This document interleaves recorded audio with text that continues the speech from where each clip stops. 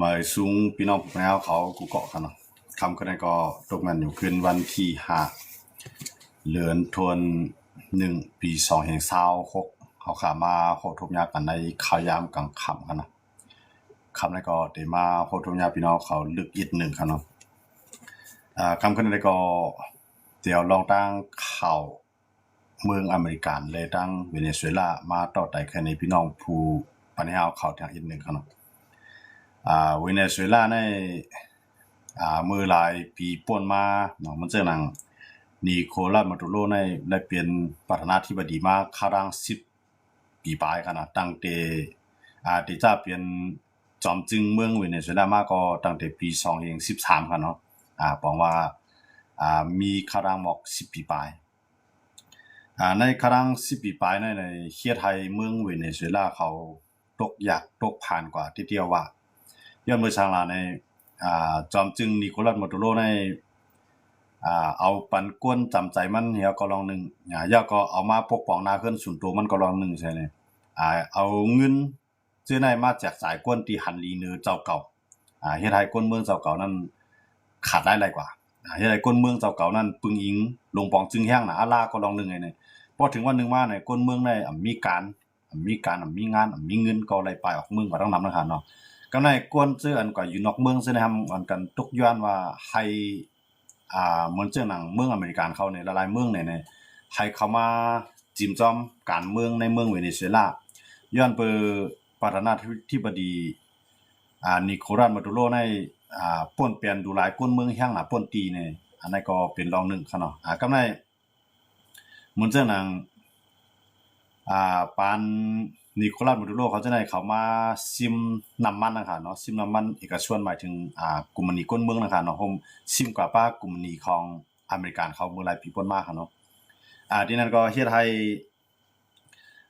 ห้เมืองเวเนซุเอลานั้นเอาโคกของใต้ดินนะครับเนาะมันจะน้ำมันเนี่ยเอามาเป็นของหลวงปองจึงแบบเนาะอันเป็นของก้นเมืองอันเปิ้นมาลงทุนลางซั่นก็ยึดเอาของเปิ้นมาใส่มาเป็นของหลวงปองจึงก็ในหลวงปองจึงห้ามคาไลนาคาไลตาหนังคือก้นเมืองเจ้าเก่าเด็กเกียกเนี่ยเอาน้ำมันนั้นมายึดมาเป็นของหลวงปองจึงแล้วก็ขึ้นขายน้ำมันนั้นปันขี่ปันรัสเซีย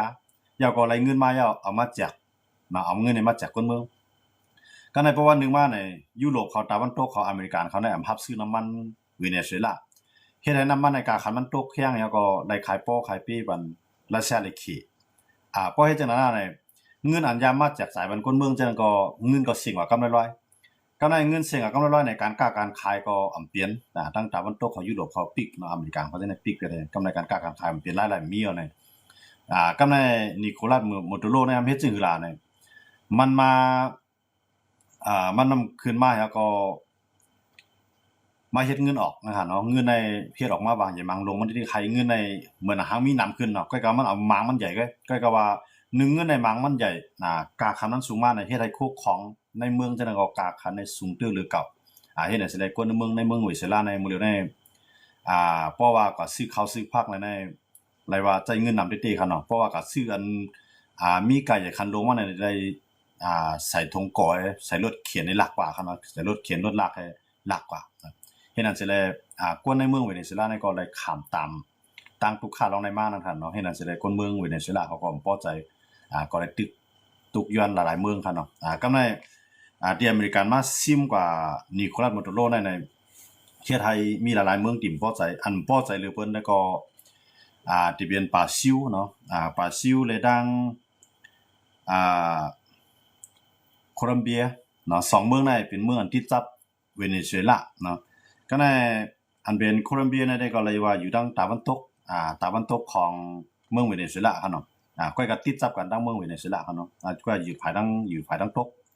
ก็ในว่าภายทางออกเนี่ยได้มีป่าซิวเนาะป่าซิวนี่ก็เพราะว่าตัวโนทำในยอดเปียดผู้นำเวเนซุเอลาเนาะมันจะนิโคลัสมาดูโรในขณะพวกยอดเปียดนิโคลัสเราเนี่ยก็ในตัวโนทำในขึ้นปืนเผาแทงว่ากวนตี10 กว่าตั้งนาอันติถูกยอบในตีเป็นโคลัมเบียค่ะนะโคลัมเบียในเป็นผู้นำโคลัมเบียค่ะนะที่เป็นชื่อมันเป็นดาโรในค่ะเนาะเป็นดาโรในมันเป็นประธานาธิบดีของโคลัมเบียก็ในอเมริกาว่าเพราะว่ายอบ จับตาตั้งพิษเวนะจับตาตั้งพิษนิโคลัสมาดูโรผู้นำเวเนซุเอลาเจ้าติกวนก็จะ10กว่าอันตั้งนานได้ถูกเงียบแทงก้อนึงในที่เป็นโคลอมเบียนะครับที่เป็นปิดาโรนะครับเนาะปิดาโรเนี่ยที่เป็นประธานาธิบดีของโคลอมเบียก็ในมันได้ยับที่ห้ำยับที่ห้ำมีไผผู้ใดตัวโน้ตทำในมันลาดของปอกเฮ็ดจ้อมของปอกเฮ็ดกันเนาะเหมือนตั้งในเหมือนลาดว่ามือมันได้ยับมือมันได้สั่งก้นมันยับมือมันได้สั่งแห้งซึกเขาซิมผู้นำเวเนซุเอลาในมันก็วางแผนมาถึงเอากันมันก็ลาดมาดัดสิครับตัวโน้ตทำนะครับนะก้อยก็อันเปิ้นยุงก็มียุงก็นำนั่นค่ะเนาะก็ในมันก็หางแฮนซึกไอ้หลอกเงิดกูจื้อกูภายค่ะเนาะว่าที่เป็นดังกลางฮาวเนี่ยว่าที่เป็นดังคือเนี่ยว่าที่เป็นดังนาลินเนี่ยมันวางแผนมากูภายใจขยามอยู่หมอก7ถึง8เดือนค่ะเนาะประธานาธิบดีโดนัลด์ทรัมป์เลยค่ะนะก็ในพอมันยับปุ๊บเนี่ยยับอันเป็นนิโคลัสมาดูโรเนี่ยก็เอามาที่เมืองหลวงของอเมริกาค่ะเนาะมาที่เมืองอเมริกาเพราะมาที่เมืองอเมริกานั่นนี่เทียบตั้งพิษในเรียบตีเมืองไหนค่ะเนาะก็ว่าที่เป็นกลางคืนของตั้งเมืองเฮาตั้งเมืองไทยนะคะเนาะตั้งเมืองอเมริกันเขาได้ก็ที่เป็นกลางวันของเขานะคะเนาะที่เทียบตัดเมืองไหนนะคะเนาะก็ในอันเป็นปีดาโรเนี่ยก็ออกมาปืนเผาค่ะเนาะปีดาโรเนี่ยมันจะเป็นประธานาธิบดีของโคลอมเบียมันออกมาปืนเผาว่าเพราะว่าโดนัลด์ทรัมป์ฮัดยับก็เข้ามายอบเลยนะครับเนาะพร้อมที่ต่อสู้ให้ถึงที่สุดที่อำปันให้โดนัลด์ทรัมป์นั้นสั่งซึกมายอบเลยผู้นำของโคลอมเบียนะครับเนาะอันนั้นได้ดิเลมไล่เฮาได้ไปด้วยทางหน้าค่ะนะสังว่าไล่เนี่ยได้มันก็บอกว่าอเมริกาเนี่ยโดนัลด์ทรัมป์เนี่ยก็เลยว่าไฮตีหนังว่านะครับเนาะสังว่ามันยอบได้ทางค่ะนะอันนั้นได้มันมีแผนแต่ยอบทางนั้นนะครับเนาะก็ในเพราะว่ามันยอบไล่สังว่ามันยอบเนาะสังว่ามันไล่ก็เหมือนเช่นหนังผู้นำป่าซิวเอาเนี่ยผู้นำป่าซิวผู้นำโคลอมเบียเพราะว่ามันยอบไล่ค่ะเนาะอันนั้นได้มันไปถึงขั้นนั้นก็นะคายอยู่ในเรียกมันเพราะมันยอบแล้วเนี่ยก็ที่3เนี่ยที่เป็นผู้นำป่าซิวเนี่ยครับว่าอันนั้นเป็นอเมริกันเขาวางแผนไว้ครับเนาะที่แหลมไล่เดมฮู้กันนะเพราะว่าเขาสิได้ไหนมันเกินกับจู้ขี่ที่อเมริกันเนี่ยมันก็รัดไว้ว่าโดนัลด์ทรัมป์เนี่ยมันว่าอันอยู่จำขี่หลายๆเมืองก็กลุ่มโหดอกขี่กำไรอันอยู่จำอเมริกันซ้ำกับกลุ่มโหบันรัสเซียเลยขี่เนี่ยอยู่จำเฮือนเฮากับปันแห้งเฮือนเปิ้นเนี่ยอยู่จำวานเฮาซ้ำกับปันแห้งวานเปิ้นเนี่ยมันถูกรีเวียนเฮาโหลมีปัดมีเพียวปันนาเฮือนเฮาเนี่ยว่าโดนัลด์ทรัมป์เนี่ยมันรัดจังได๋กันนะบอกว่าเพราะว่ามันซิมหลายมื้อเลยในเวเนซุเอลาในเมืองต่างในรัสเซียเขาอิหร่านเขาที่เขาได้พรลีมันก็ต้องนำค่ะเนาะย้อนเพราะว่ายุโรปเขาปิกป้ายบางมีดีในตาน้ำมันว่าสร้างว่าจะนำจังเขาต้องยุโรปประเทศก็เลยขายโป้ขายแป้บันขี่มันรัสเซียเขากำไรขี่เนี่ยพอจะเรียกว่าก็ว่าขี่เนี่ยฮัดจะแห้งซึกตัวอเมริกันค่ะเนาะขี่ในรัฐว่าที่เอาล็อกไล่ต่อสู้ตั้งปักเปิงวงกลางจึงเมืองเสที่เอาตั้งพิษผู้นำอเมริกันไฮไลท์นะครับเนาะย้อนเปิดผู้นำอเมริกันในป่วนเปลี่ยนจัดจึงลุมผ้าดังขี่ตั้งป่าซิวดังโคลอมเบียโฮมบารังตุรกีเขาจะในก่อนบ่ฮันดีลองอเมริกันก็อันใจในขณะก็ว่าตุรกีนี่เป็นลูกจุ่มยุโรปก็ในอันนำพอใจเฮียงๆได้ก็ที่เป็นโคลอมเบียนะครับเนาะย้อนเบิ่ว่าโดนัลด์ทรัมป์ในดอกเสียงไว้ว่าที่10กว่าดังนั้นได้เป็นเปโดโรนะครับเนาะเปโดโรเนี่ยมันเปลี่ยนประธานาธิบดีโคลอมเบียเนาะอันนั้นได้โดนัลด์ทรัมป์ออกชื่อออกเสียงมันว่าที่10ยอบประแทงย้อนเบิ่โคลอมเบียในปัญหาผู้ก่อการร้ายโคลอมเบียในกายเมากรรมอันนี้เป็นข้ออ้างของโดนัลด์ทรัมป์ครับเนาะว่ามันได้อ้างซึ่งก็ยาวครับเนาะก็ว่าโดนัลด์ทรัมป์มันเป็นมหาอำนาจสิว่ากูเมืองที่เฮ็ดอะไรเหมือนจังนั้นโดนัลด์ทรัมป์ครับผมใจมหาอำนาจที่เฮ็ดอะไรครับเนาะเหมือนจังนั้นโดนัลด์ทรัมป์เขาในอเมริกันเขาในกวนในเมืองอเมริกันนักเสียงฮันเลียในก็ใจกันว่านะกวนเมืองในเมืองอเมริกันบางส่วนก็ลาดว่าโดนัลด์ทรัมป์เฮ็ดให้มันขายหน้าขายตาอเมริกันการลุกลามผู้นำวันเมืองเพิ่นนะครับเนาะก็โดนัลด์ทรัมป์สำหรับว่าเมืองเขาในลูกเป็นเมืองเสถียรเศรษฐีเป็นเมืองกอดพันกันได้มันเปลี่ยนต่างหยาบกว่าเมืองย้อนมาจากนั้นแหละเขามาตาได้ขึ้นมาเก็บสุขสีบันให้คนเมืองในไล่อยู่ลีกินลีให้มีรองทางห้างอันนี้ก็โดนัลด์ทรัมป์ออกมาลาดว่าเปลี่ยนผลงานของมันเปลี่ยนนำกัดตั้งแขนของมันนั่นเนาะอันนี้ก็มายุกยองอ้ามตัวเก่าก็คือมันก็ลีอ้ามเอาค่ะเนาะซึ่งอันนี้ผู้นำในห้างแฮนซึกโหมื่นโหเซียนมันสิเก็บขี้ไว้ในใจข้าย่ำอยู่มือคำว่าเขาลาดว่า45ระหว่างของอีกนึงเขาเนาะอันนั้น45นาทีเนี่ยมันข่าวช่องนึงในช่องนึงมันก็เหมือนกันครับเนาะอันนั้นได้อันเป็นทางการได้ใจข้าย่ำอยู่4ชั่วโมงครับเนาะใจข้าย่ำอยู่4ชั่วโมงยาวก็ คนอเมริกันดีกว่ามั้งในก็อเมริกันในยาแบบอันเป็นครึ่งให้กลางร่างกลางเฮาของขี่ของรัสเซียขนาดที่นั่นได้ขี่ได้ผมพอใจละๆจังว่าเนี่ยหนึ่งในขี่ในซุ่มสีในหน้าตามือก็กับพวกมาในปนอยู่ยามว่าเครื่องขี่ในมันใจเลยหลีก็เลยกว่าสั่งซื้อมานั่นให้กลางร่างกลางเฮาก็ได้เผยถึงอเมริกันมามังในเครื่องให้กลางร่างกลางเฮาของขี่นำตั้งในเหตุการณ์ทางเซมิโอกำลังสุดก็ถูกอเมริกันเขาในย่าลู่เลียไปทั้งเสียงขนาดอันเป็นเครื่องให้กลางร่างกลางเฮาของขี่อันไปข่มโรมบันนิโคลัสโมดูโรนั่นค่ะนะในประเทศไทยเขียนในซุ่มศิเลนาตาปาริตี้ครับเนาะก็ได้เพราะว่าตัวโน้ตทำในปิ่นเปี้ยงเรียกลายในเมืองเวเนซุเอลาไล่เนี่ยตัวโน้ตทำในย้อนข้าวดัง1เดือนครับเนาะย้อนข้าวดัง1เดือนตีส่งเจ้าสัตย์เทไปมักมีภายตั้งการน้ำมันเนาะกุมานีเฮ็ดน้ำมันของอเมริกันในเข้ามาที่เวเนซุเอลาแล้วก็อเมริกันเขาในตีปล่อยก้นเขาในเข้ามาจ่อยผมรวมบันไว้จูข้าวกันตีบอกข้าวดัง1เดือนนะครับเนาะเพราะว่าผมรวมบัน1เดือนแล้วก็ในเขาก็ได้หาล็อกไล่จังตังปันลงปองซึ่งใหม่เนาะนั้นก็ได้มีลงเลือกตั้งไหนนั้นก็วานให้กั้มเขาเนาะเขาได้มีลงจังลงปองซึ่งใหม่ก็การลงปองซึ่งใหม่ที่ได้ขึ้นมาในเตรียมเครื่องกับจุเขียรัสเซียอ่ะนะมันได้เครื่องมาช่วยอเมริกันยันเบอร์อเมริกันในที่มือก็ตังปันครับเนาะตังปันน้ำใจกับอเมริกันเขาได้เกี่ยวก็อะไรลึกก็อะไรเนี่ยมันอยู่ที่คนเมืองนะก็ว่ากวนก็ได้ขึ้นมานั่นมันอยู่ที่อเมริกันในกวนเมืองซื้ออันพร้อมอยู่เจ้าอเมริกันอันพร้อมปันแห่งอเมริกันนั่นที่เข้ามาเลือกตั้งแล้วก็ที่เป็นไผปีกว่าเพราะฉะนั้นก็บอกว่าในเมืองเวเนซุเอลานั้นก็ติดเกึ่งกับช่วยอเมริกันในก็ติดลวดอาณาเขตในลวดอาณารัสเซียเนาะอันนี้ถามว่ามันเป็นพ่อดีตาเข้าอยู่ไอ้เฮามาลาดจอมลองจังนั้นเนี่ยมันเตมันได้ก็ในพวกกวนในพวกมันว่นตาได้ต่อสู้เนี่ยอันคู่ต่อสู้เข้านั่นมันโอ้ยหลีมันเป็นไผเนี่ยเพราะมันย่อมกันนึงก็บอกว่ามันเป็นผู้เมืองใหม่พร้อมได้ลุกลามเฮานั้นก็นั้นมันก็ได้ลดลงกว่าอย่างว่าจังได๋แต่ว่าอำนำก็ได้เปิดตอนตาการเมืองเนี่ยมันก็เป็นพ่อดีนั่นขนาดเนาะก็ในมื้อในอันเกื้องมาจู้อเมริกันเขาในมวนตั้งในยามกับจู้ขี่รัสเซียในว่ายหลังมาในเกื้องมาจู้อเมริกันเขาในที่มันเจ้านางอัลเมดอัลชาลาค่ะเนาะอันนั้นเป็นผู้นำประธานาธิบดีของซีเรียในเขายามมื้อเดียวมื้อในอัลเมดอัลชาลาในพร้อมตัดได้ห้องตับซึกอเมริกันในเขามือจ่อยแถมเนาะอเมริกันก็ปล่อยยังซึกมันเขามือตึกแบบISมื้อในมันเป็นISนั้นเป็นคู่ขี้เข่งของอัลเมดอัลชาลานั่นค่ะเนาะกับในอเมริกันก็ส่งยังซึกเขามือกว่าแล้วก็มือตึกมือยาดูแลแบบกำไรหรือสินั่นในที่มีทางฝรั่งเศสอังกฤษครับเนาะอันนี้ก็เข้ามาจอยซีเรียนั่นก็เนาะเหมือนด้านในซีเรียในมือปาชาวอาชาติมือเข้าไปลืบเป็ดมันไรนั่นเนาะมืออาเมดอัลชาลาเข้าไปตึกยื้อไปยึดเมืองไรขึ้นนั่นในอันเป็นปาชาวอาชาติในรัสเซียเขาอิหร่านเขาขี่เขาจอยเต็มตีเขาเนาะก็ก็ว่าอาเมดอัลชาลาเขานะครับเดี๋ยวตั้งจอยแถมมาเจ้าหนังปอดสายตุรกีเนี่ยปอดอันเป็นสวีเดนเนี่ยเขาจะในนั้นขนาดเนาะอันเดียวเขาได้เข้ามามีศูนย์จอยกำไรที่มีมังศูนย์ก็ได้มีเสร็จแล้วเขาเข้ามาจอยมังศูนย์ก็ได้มีเฮ็ดนั่นเสร็จแล้วเฮ็ดให้อเมริกาชาลานั้นอ่อนหัวน้ำนาเสร็จแล้วอ่องเป้ปังตึกกว่าแล้วก็ซิมไลเมืองซีเรียอันเป็นปังตึกกันมา50 ปีครับเนาะนั่นก็อเมริกาชาลาเป้กว่ากำไรอเมริกาชาลาเนี่ยขึ้นกว่าห้องอเมริกันเนาะอเมริกันเนี่ยให้มาจอยเจ้าในหนึ่งในจอยปกป้องกันจึงเมืองเจิ้นในรู้เร็วกว่าเนาะจึงเมืองเจิ้นในรู้เร็วกว่า2มาก็ป้ายมักมีอันใดถูกตัดขาดให้ห้ามกว่าที่ในไทยขึ้นปืดมันขึ้นเนี่ยบ่ได้ในอเมริกันฝรั่งเศสอังกฤษตุรกีสวีเดนเขาจะในเข้ามาก็เข้ามานั้นเขามีตัวแทนของเขาอยู่ไว้ภายมาเนาะครับเนาะมันเจ้าหนังสวีเดนก็ได้มีเจ้าเขินอยู่ไว้มันเจ้าหนังตุรกีก็ได้มีจุ่มของมันอยู่ไว้มันเจ้าหนังอิสราเอลก็กับปัญหาทางจุ่มนี่แหละก็ว่าอันลองอย่าได้มันซิมไลเอาเมด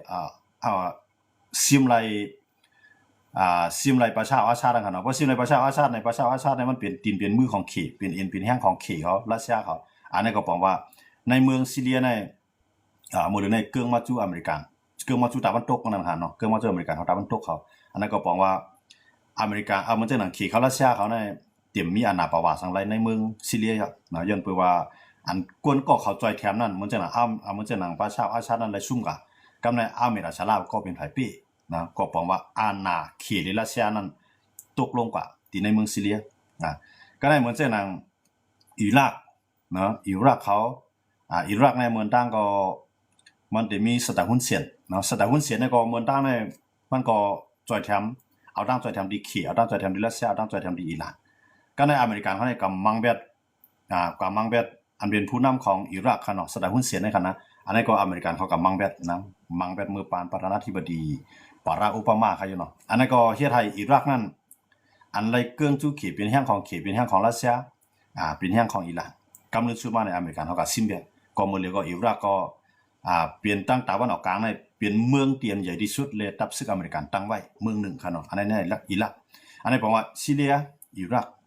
อันนี้ก็บอกว่าเกิงมาจุดตะวันตกก็ไปแล้วเกิงมาจุดอเมริกันเพราะว่าอาณาเขตอาณารัสเซียอันเป็นคอมมิวนิสต์นั้นอาณามันลดลงกับทั้งสองเมืองกันเนาะก็ในเขาขาขึ้นมาด้วยทางเหมือนเจ้านางลิเบียนะลิเบียในก็อามากาดาฟีนะอามากาดาฟีในก็เฮ็ดให้ดอกก้นเมืองของมันแห้งนั่นล่ะนะอันนี้ก็อเมริกันเขาในกับมังเบดนะมังเบดมังเบดผู้นำของลิเบียนั่นคั่นเนาะอามากาดาฟีในคั่นนะพวกมังเบดอามากาดาฟีปุ๊บเนี่ยเหมือนด้านในลิเบียเนี่ยอันนั้นที่ต้องง่ายๆก็เมืองไหลเป็นเมืองหมึกปีกินก้นเมืองตัวเก่านั่นเมืองนั่นเดี๋ยวตั้งใจแทนบิขีในรัสเซียนั่นนะที่ต้องง่ายๆมันคั่นเนาะก็ในเพราะว่าลิเบียในตกลงกะปุ๊บนะอามากาดาฟีในก็ถูกอเมริกันเขาจัดการวางแผนจัดการไปนั่นคั่นเนาะเอาหาลายกับเวียดตายกับเวียดนั่นคั่นเนาะก็ในลิเบียในก็มื้อเดียวในเปลี่ยนมหาเมฆเป็นอดีของอเมริกันเนาะก็ในที่มาทางอียิปต์นะอียิปต์ในเมืองต่างในเปลี่ยนไปกับมังลาในเปลี่ยนอิสราเอลนะเมืองต่างในก็เกื้อกับทุกเขตเกื้อกับทุกรัสเซียเขาเนาะอียิปต์เขากาตาร์เขาจอร์แดนเขาเนาะเมืองต่างเขาเนาะเกื้อกับทุกทางบนกับในอิสราเอลในสั่งสอนแบบนะกำลังสุดมาเขาก็เกื้อมาสุดตะวันตกคำเลยรัฐได้เขารัฐว่าเขาอยู่เป็นกลางเขาเนาะว่าได้เป็นลิเบียในอียิปต์ในกาตาร์ในจอร์แดนเนี่ยเขาได้เขารัฐว่าเขาอยู่เป็นกลางกันใจในตั้งรัฐเขาก็ว่าตับซึกอเมริกันในมือตั้งไว้นะก็ในทำจำอิสราเอลเขาก็มีบางพื้นที่นะครับเนาะเขาจะในก็เลยว่าเพราะว่าเขาในเลยถูกอเมริกันครับนั่นก็อิสราเอลเขาที่ในมังเวทผู้นำเขาเนี่ยเขาก็เกิงมาสู่ตะวันตกเขาเกิงมาสู่ยุโรปเกิงมาสู่อเมริกาอันนี้ก็บอกว่ามาได้เป็นลิเบียในอียิปต์ในกาตาร์ในจอร์แดนเนี่ยอันนี้ก็บอกว่าดินมือของเขตรัสเซียนั้นอ่อนลงกับทางด้านนึงครับเนาะอันนี้เขาได้เลยมาแตกนึงกันว่าเมืองมหาอำนาจทั้งหลายซึ่งในมันมีอยู่ในกัมพูชามันมีอยู่3เมืองกันเป็นมหาอำนาจเนาะมันมีเขตมีรัสเซียนะมันมีอเมริกาอันนี้เป็นอันเป็นมหาอำนาจอันใหญ่หรือเปิ้นนะครับเนาะก็กะวันใหญ่เลยครับก็มันมีอเมริกาเนาะตามลงมาก็จะเป็นรัสเซียเนาะเขตในได้ตกอยู่หมาย3ครับเนาะก็ในเพราะว่าอันหนามันในตกกันเนี่ยก็ในเฮาขาขึ้นมาด้วยทางเมืองนึงเมืองเจ้าหนังมื้อเร็วในได้นิโคลัสมาดูโรเนาะเมืองเจ้าหนังอันเป็นเมือง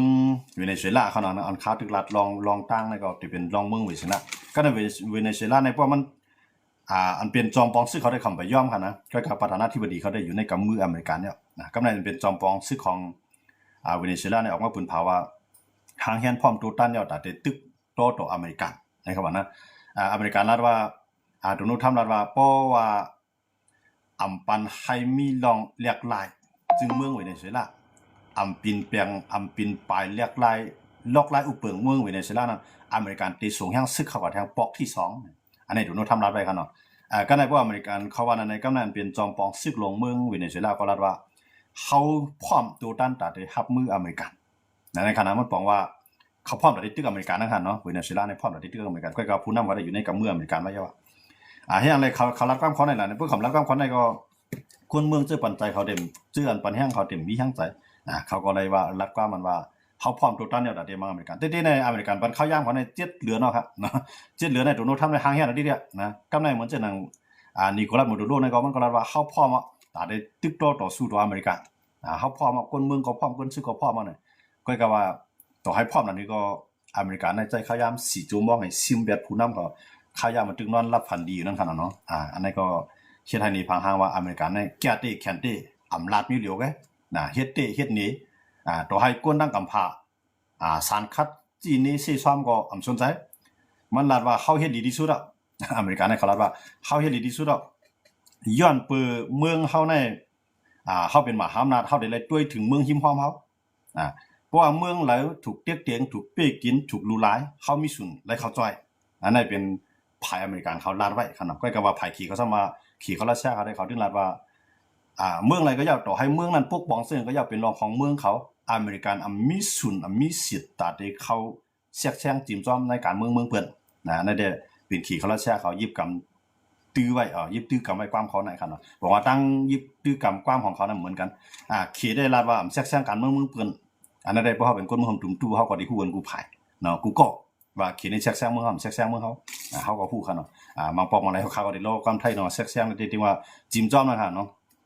จิมจ้อมกันเมืองเขาเนี่ยอันนั้นได้พี่น้องเขาก็ฮู้กันดีอยู่กันเนาะก็ในมันจะเขาว่าเนาะซีเรียลิเบียอียิปต์โฮมบาดังอิรักซึ่งในเหมือนดังเกื้องกับจุเขรัสเซียว่าหลังมาอเมริกันเอามือพูดเป็นผู้นำเขาซึ่งในก็เกื้องมาช่วยอเมริกันแพทย์เนาะก็ในครับก็ยังเมืองอันใหญ่ๆในที่เป็นอิหร่านครับก็ในตั้งตะวันออกกลางครับเนาะที่เป็นอิหร่านอิหร่านในก็ลาว่าพร้อมตาได้จ่อยสังเกตว่าอเมริกันในใจแห่งซึกต่อเวเนซุเอลาเนาะทีเดียวมันก็ใจเอาค่ะแหละนะมันปื้อใจเงียบผู้นำเขามาอิหร่านนั้นว่าเขาได้ต่อสู้ให้ถึงที่สุดเขาได้ต่อสู้ให้ถึงที่สุดได้จ่อยแถมซึกเวเนซุเอลาอันนั้นเป็นผู้นำอิหร่านเขาออกมาปืนเผาเขาเนาะก็ในพวกอิหร่านมารับความเขาได้เนี่ยมันเข้าตั้งอิสราเอล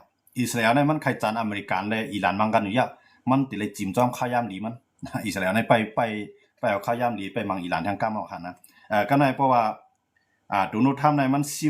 ซิมยาวมันซิมผู้นำของเวเนซุเอลาในยาวๆเนี่ยมันลาดว่าดีขึ้น10ซิมแทงผู้นำของโคลัมเบียผู้นำโคลัมเบียก็แข่งนะครับหมดเลยได้ตั้งร้านในขณะเพราะว่ามันดีแข่งเต็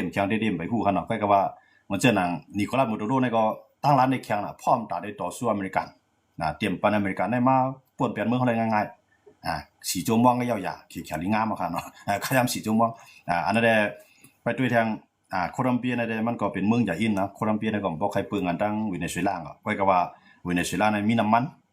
มีเงินค้ำนำเงินค้ำในหมายถึงอยู่แต่ลินเขานะอยู่แต่ลินไปแล้วเขามาใจเขาเนาะก็ในโคลัมเบียอันที่เฮียงใหญ่เลยโคลัมเบียในก็มันก็ได้มีป่าซิวนะครับเนาะป่าซิวในก็เป็นเมืองสะเทเมืองอะไรกันนะเมืองป่าซิวในก็เป็นเมืองสะเทก็ในเพราะว่าอเมริกันนั้นมันเดเพราะมันรัดได้มันบ่สุใครเปลืองนะเพราะมันรัดว่ามันเต็มมังเนี่ยมันก็ใกล้มังโดนัลด์ทรัมป์นะครับนะก็ในเพราะว่ามันมามังน่ะสังว่ามันมังในก็ว่าเนาะสังมันมังไรโคลัมเบียในมันหลากหลายลอกหลายมันย้อนเข้ายาม1เดือนในขนาดเนาะเข้ายาม1เดือนในตอนดักคนกลางการเมืองเขาได้มันก็เฮี้ยงนั่นคั่นเนาะมันย้อนเอาเข้ายาม1เดือนเพราะเข้ายาม1เดือนในที่มือพวกต่างเมืองเวเนซุเอลาในให้เป็นเมืองการค้าการขายให้คนเมืองละอยู่ดีกินดีให้ผู้นำวันเมืองนั้นมีอาณาปกป้องซึ่งเมืองเลยมีอาณาเต็งคนเมืองอเมริกันนั้นเขาวางแผนตรงนั้นตรงไหนมือปวดเปียดนิโคลัสมาดูรูนะครับเนาะก็ในเพราะว่ามันไหลมาเนี่ยเจ้าหนังซึกเวเนซุเอลาเป็นผู้นำใหญ่ๆลงๆฉะนั้นก็ติดถูกลงปองซึ่งก็ได้ขึ้นมาเตี้ยนต่างนิโคลัสมาดูรูในมันก็ได้ขึ้นมาเตี้ยนต่างตรงในเสียก็ติดปวดเปียดก็เป็นไรครับเนาะบางเผาก็